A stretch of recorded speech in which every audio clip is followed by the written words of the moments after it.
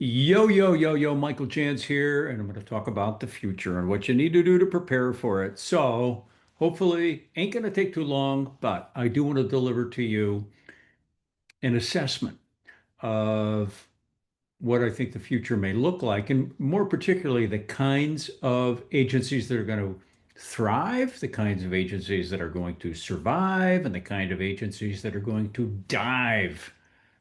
And yes, I know how to make a rhyme. Before we do that, of course, what is causing this? The emergence of artificial intelligence. Now, I want to address a critical objection that I hear quite often, which is over the years, we've seen analysts and advisors and journalists, declare the end of the independent agency system for various and sundry reasons, like, oh, banks and insurance, we need to go to Capitol Hill and lobby against it, or the internet, and AI. Okay, so boom, making predictions is foolhardy. Here's one way to make a prediction that is very foolhardy. For example, gosh and gollies, I've been sick a number of times during my life and I never died. Therefore, when I get sick, I'm not going to die. No, that is silly. Indeed, this has been a really resilient channel. This has been a really resilient industry. That being said, as a student of the history of this industry, um, I don't know that I was in the industry, but I do. It wasn't so long after I came into it, or I'm sorry, before I came into it. There was a time 50 years ago. So yes, it was before I was around. There were 80,000 independent insurance agencies, roughly. I remember talking to George Nordhaus about this, and he had 80,000 agencies in his database. Boom. What happened? Because now we hit a consolidation of about 40,000, and we haven't strayed too far from that in spite of the internet, in spite of the various recessions, in spite of hard markets and soft markets. We still kind of hang in there around 38,000 or something like that. But boom, yes, this is an industry we have suffered consolidation before. Why? My observation, there were a couple of really critical reasons why, and they might sound familiar to you. Number one, there was a big generational change in that period. The greatest generation was approaching and considering retirement age. And also, all of a sudden, there was this new technology, computers and microchip. And then that led to agency management systems. I remember back when I was the executive vice president of the Professional Insurance Agents Association of the Pacific Northwest, hosting a battle of the agency management systems. Not quite as exciting as a battle of the bands, but I had a really good audience for this thing and probably had a half a dozen agency management system representatives get on stage with slideshows and say, hey, look at this cool stuff that it can do, right? And I remember walking around the audience afterwards and watching some of the old timers, leaning over to the guy next to him and saying, "Are you going to get one of these things?" Some chose not to. Some chose to sell, to consolidate, to live off of the tail. Boom. And so, indeed, fairly rapid consolidation from somewhere around 80,000 to about 40,000. And then now we go into this phase where now people are again predicting with the rise of the internet that the industry is going to be in trouble. Well, you know what? It turns out that the internet made it possible for us to communicate better, communicate more frequently, to deliver content, and to communicate upstream to carriers, at the speed of electricity. And so our industry really survived well during that period. And so, wave one, big consolidation, from the 80s to let's say the year 2000. And then wave number two, we really held our own through a fair amount of change. So, first of all, congratulations to the industry. Congratulations to agency principals. We had to do things like create websites and get agency management systems, and everybody's got computers with, dual monitors, and we upload and we download. We had to learn a lot of different skills, but you know what? We learned them, and I'm actually kind of hopeful for the next wave, AI acceleration. I'll tell you a very quick story. I'm overcoming objections here. Okay, so I'm anticipating what the objections are going to be.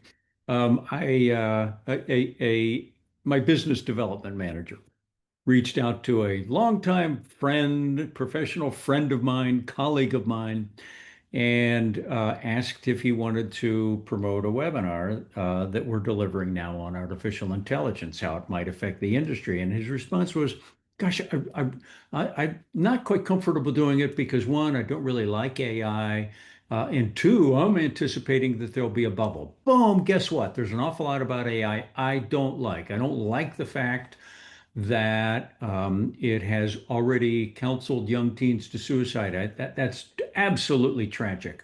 I don't like the fact that it's very likely going to be throwing, well, it already has, tens of thousands or hundreds of thousands of qualified, intelligent professional managers out of work. What was it? Amazon just reported that, they laid off 30,000 people. How are they doing it? AI. UPS, what did they lay off? 48,000 people. So it's already having a very serious impact. Got nothing to do with whether you like it or not like it. I don't like the fact that it might take over our, who knows, our military industrial complex and do all sorts of things we don't like. I don't like the fact that very likely going to jump some guardrails and do stuff that we don't want it to do. Okay, so not here because I like it. It's very, very powerful, and it could do really, really naughty and nasty things, and it could do really, really powerful things, and it could be a force for good. So, to the extent possible, I'm here to help make it a force for good for independent insurance agents. Now, the bubble, who cares? Yeah, probably will be, but I'm not an economist, so I'm going to be cautious about that. But you know what? Doesn't matter because you know what? There was a bubble, an internet bubble, and it totally, completely transformed tons of other industries. And bubble or not, it has obviously transformed the entire world. It transforms the way we do business, transforms the way we communicate with each other and connect with each other. AI even more so. If the United States and China are committed to global dominance and don't want to come in second place, these are two countries that are not pulling back, however it is done, not going to pull back from artificial intelligence because they know the strategic advantage that will go to the country that is the dominant player in AI. So, not here to like it, not here. I'm not here to comment on that. It can be a force for good, yes. And whether or not there's a bubble, it is not going to be a stoppable force. So now we're in this third wave that I'm talking about, AI acceleration. Why am I thinking that it's going to be like a tsunami kind of a wave, as opposed to, just one more wave of technology on the, ocean front? A lot of reasons. Boom. Number one, we've talked about this before. It's doubling in its capacity every 4 to 7 months. It's going to be so if it doubles every 4 months, it's going to be like 4,000 times more powerful in the year 2030. It's almost unimaginable what it's going to be able to do. I've been kind of thinking of, should I own the term 2030, like Project Agency 2030? Because I think by then your entire world's going to be different. The independent agency system is going to be different. Insurance is going to be different. Industry, as we know it, is going to be different. And my concern about it is if I sort of put a stake into that term 2030, a lot of people are going to be thinking, oh, well, I got 4 years, no hurry. No, actually, hurry. 4 years is way too late. That's the point where I think if we are going to see a consolidate, it's going to be that's sort of the game over point. We're either, we've either taken the right fork on the road or the wrong fork on the road, and it's too late to go back to the fork and try to catch up. Boom.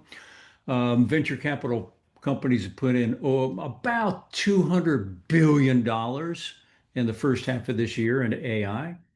The leading tech companies, Amazon, Facebook, or Alphabet and Meta and Apple and Amazon, and we're getting the four big ones there, $320 billion invested into AI architecture and R&D. So this is an old figure, so I'm pretty sure the figure is higher than this now. 76% of insurance carriers are already leveraging generative AI. Aviva saw cost reductions of 20 to 65% when they unleashed 80 um, AI tools in their corporate system. So yeah, I'm definitely seeing that this is a different period. In fact, in a moment I'll tell a story.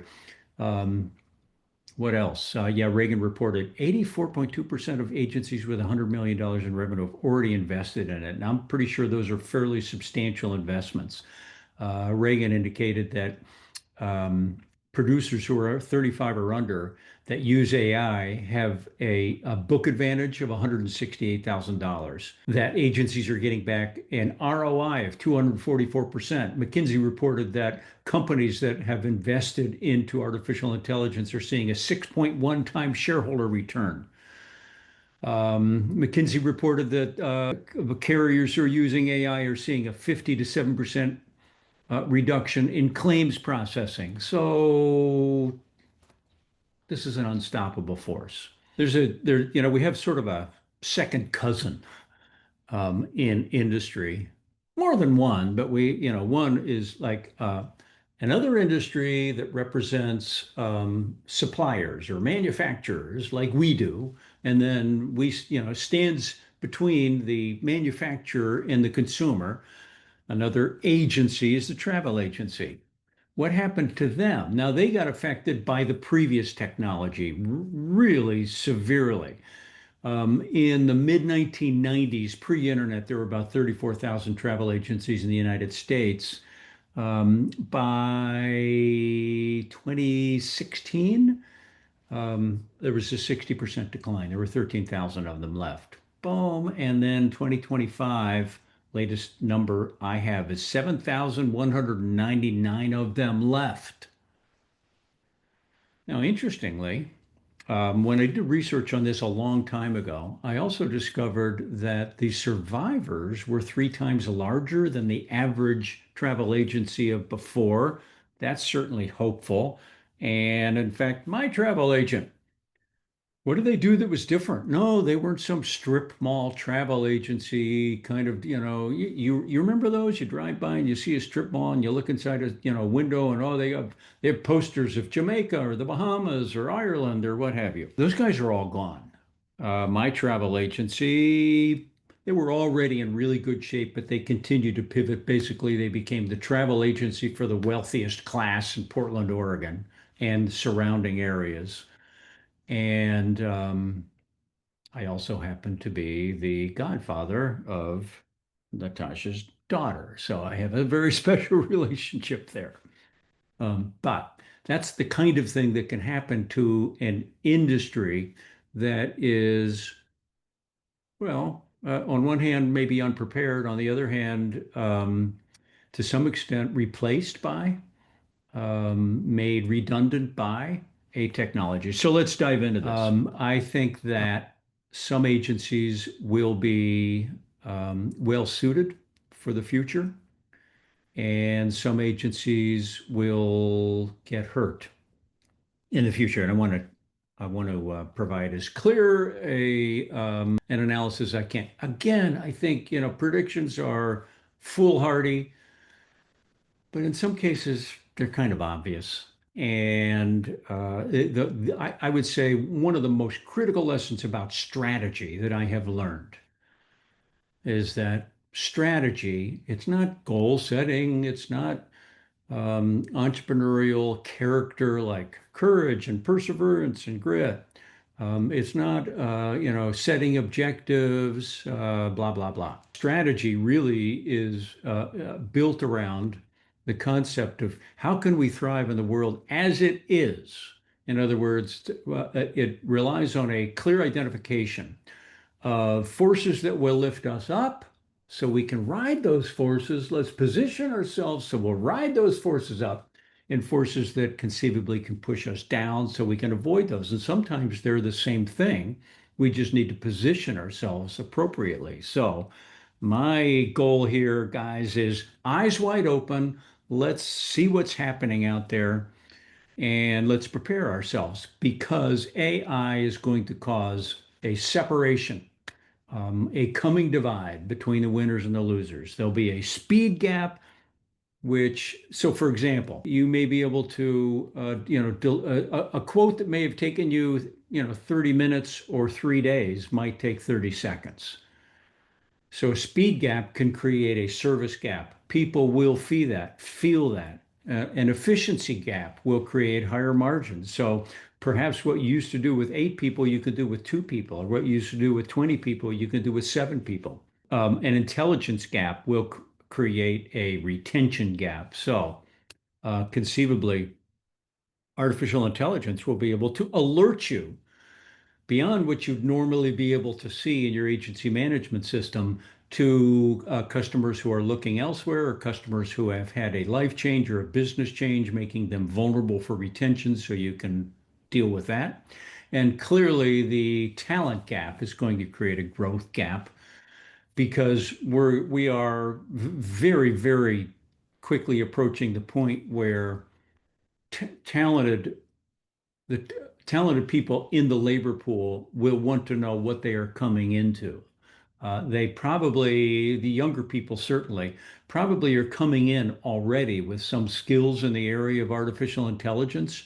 Um, the last thing they want is like, spend all evening with cool tools and come to the agency and come to their business environment and have slow, dorky, clunky tools of yesteryear. So talented people are going to be looking for places where they can really deploy the skills and talents that they have. So I've identified 4 kinds of agencies that I think will thrive in the age of artificial intelligence, and a kind of agency that I think will sort of be in the uncomfortable middle, and then yeah, those that are the Walking Dead. Okay, so who's going to thrive and why? Number one, the niche master. Why will the niche master thrive? Because they'll be able to use the skills of artificial intelligence to be an absolute expert, a master um, of the niches of their choice. So they'll use artificial intelligence to help them identify where are they? How can I find the best leads for them? How can I find the best lists for them? What's the best way to reach out to them? And then critically, how can I create thought leadership content that solves genuine real problems for people who are in that niche so that I can stand out, so that I can stand above the crowd, so that I can get their attention, but also earn their trust from the first point of contact. And artificial intelligence will help create content for them that is imbued with the psychological triggers that encourage people to do business with them. So, number one, the niche master. You can be an expert in your customer and you can use the tools available in artificial intelligence to help you create, help you really discern, the expertise, turn it inside out, and make it available. Package that in ways that it's available to the marketplace so that they can consume it. Boom. Be the recognized, obvious expert all the way through. I should preface this part of the conversation with this.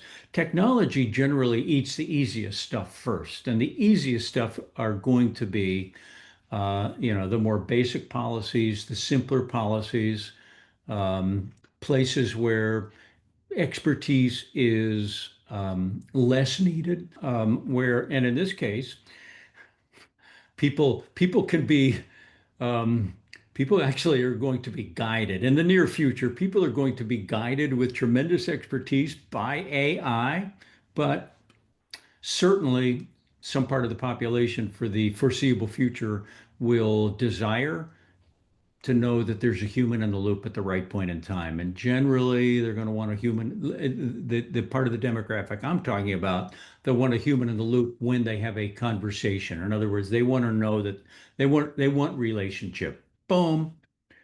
The niche master is going to be really well positioned to do that. Category number two, the complexity specialist or the sophisticate. So again, AI and technology in general, it's going to eat up the easiest parts of the industry first. And so whenever we get into, let's say, high net worth personal lines, middle market commercial lines, where businesses have genuine complexity with property and casualty and various liabilities and that the ownership may involve lots of different kinds of risk. Boom. A complexity specialist is in a safe harbor, and ideally they're using AI to assist them. So in other words, perhaps they are confronted with a risk. AI model can run 1,000 scenarios in minutes. Human expertise can ultimately interpret and recommend um, based on the conclusions from that analysis, and clients will pay a premium price for that. Category number three. What I'm calling them platform powerhouses or super agencies. So I do anticipate that at some point we will see the rise of super agencies. Kind of like let's say Geico. I mean, if you've been around for a while, Geico was pretty much a big nothing. It was a government employees insurance company. With the right technologies and the right business strategy, it grew substantially for a period of 10, 15 years. I anticipate that we'll see that happen at the agency level with AI as well. So this will be, maybe it will start as a larger agency, and they will embrace AI tools for growth and efficiency, and probably, identify markets that are large and just roll it out. Just roll it out as fast as they can, constantly using AI for data analysis to make sure that they're getting sufficient ROI in all of their objectives. And then we have for want of a better word, I'm calling it the Black Swan because we don't know really where it's coming from. We don't really quite know what it is, but um, think of it like Uber. Uber did not evolve from a taxi company. It evolved from the idea of a taxi company, but presented it to the marketplace with new technologies that were previously unavailable and obviously completely disrupted the industry. And so um, it's quite possible that we will see the emergence of some kind of a black swan that has no legacy system. It's built AI first. Its operating costs are a fraction of the operating costs of a standard agency. So, and that one's a guess. Okay. So we have four kinds of agencies that I think are going to do really well with AI. The niche master, a complexity specialist, a platform powerhouse that, um, yeah, these, admittedly, these overlap a little bit. They could conceivably, this one could overlap a lot. I mean, a platform powerhouse could just move into certain niches and just freaking own them, but not necessarily. It could be a personal lines agency. One could definitely consider that as a niche, but let's hold that discussion off for a different time. But the principle here is that they embrace the tools of artificial intelligence for both growth and efficiency, and they know strategically exactly where they want to go, and they roll out as fast as they can. And then there's the Black Swan. Then we've got the uncomfortable middle, which would be the struggling Main Street agency. I have some concern. I have a great deal of affection for the Main Street agency. A lot of my early clients, and for the first 10 or 15 years of my consulting advisory career, 60, 70% of the agencies I worked with were kind of, they were Main Street agencies. So they may have kind of owned a neighborhood or a community or a part of town. They generally were and really are, because they're still around, a lot of them are generalists. So they do a lot of personal lines and small commercial lines. I'm a little worried about them. In part because I am concerned that the personal lines business, other than the more complex stuff, is the most vulnerable. It's not in the safe harbor that complexity can bring for the independent agency system. So I'm a little bit concerned about them, um, and I'm very concerned about the ones who are just wishing it would all go away. Tuesday looks like Monday, Wednesday looks like Tuesday, Thursday looks like Wednesday. Things are going pretty good. December looks like November, January looks like this, things are pretty good. And then boom, we hit that point where of the coming divide, and then they discover that maybe they should go learn about this new technology, and they are months or years behind, too late for them. So I'm a little concerned about those.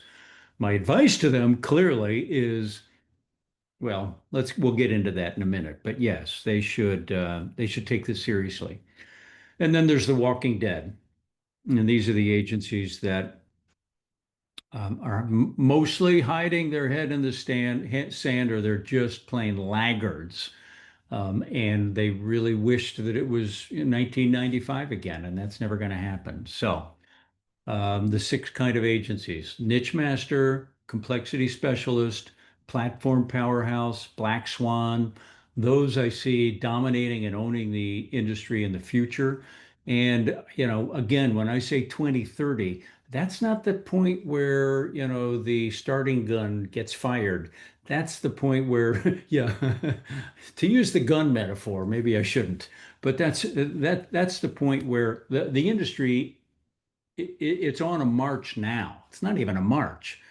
It's a it's a fast track. It's a rocket ship.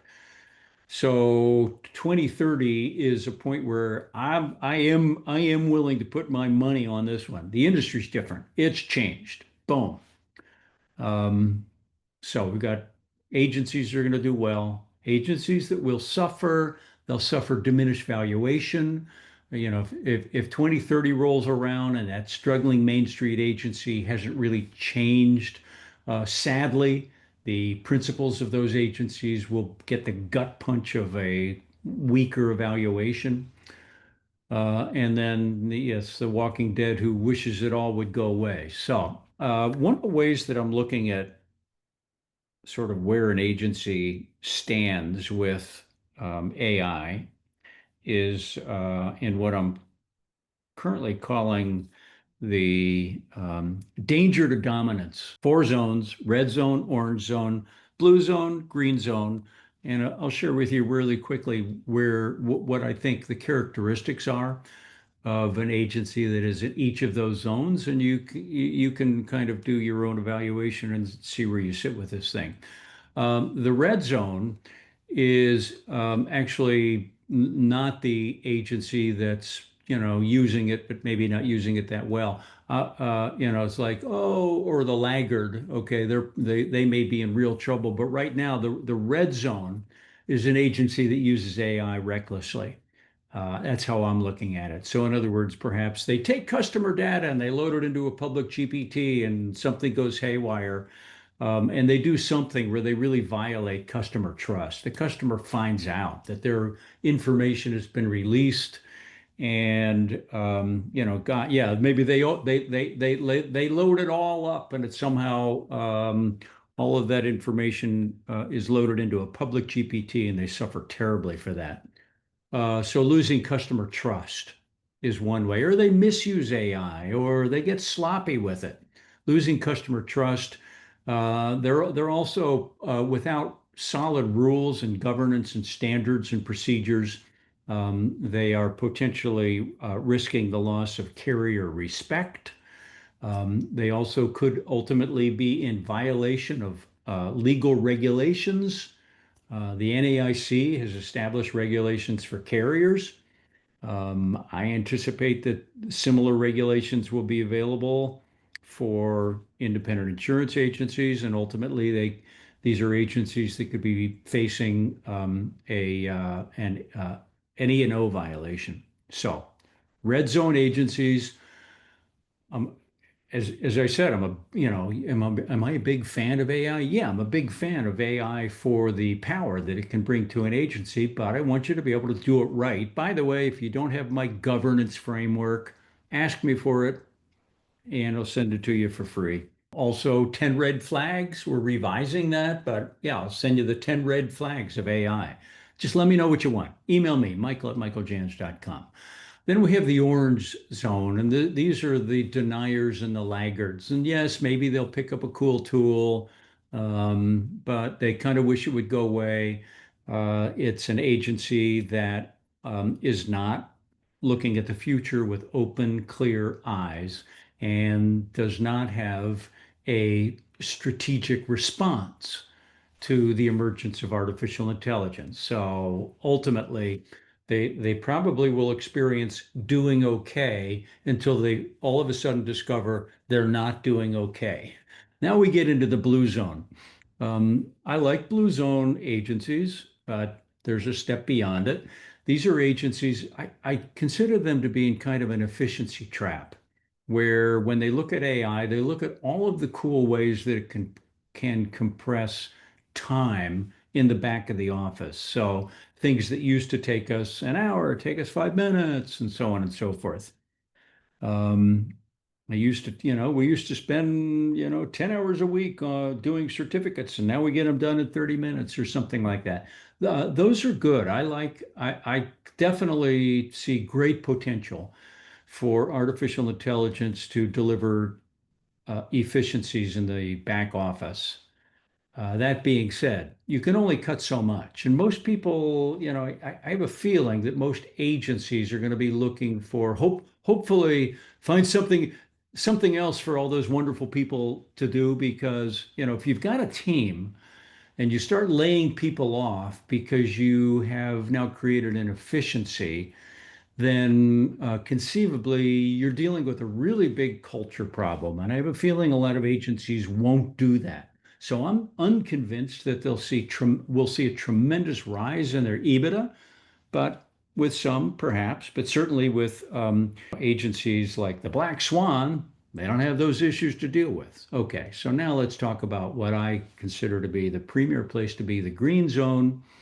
And this is where, the what happens in the green zone is that we engineer a combination of strategy and artificial intelligence, and the strategy embraces both growth and efficiency. And so we use the tools of artificial intelligence to, on the growth side, do four things: help us attract more people into our marketing funnel, and warm them up, so that then, boom, we use artificial intelligence to increase the likelihood that they will convert and become customers. And then stage number three, we optimize those customer relationships, and AI can help with that. And we retain those customers as long as we possibly can. So we've got systems that are both sort of back office for efficiency and speed, and front of the house, reaching out to customers, building strong relationships, delivering really, truly meaningful content, and doing it in the most sophisticated ways, doing four things: attracting people, converting people, optimizing those relationships, and retaining those relationships. So a green zone agency has certain key things in place.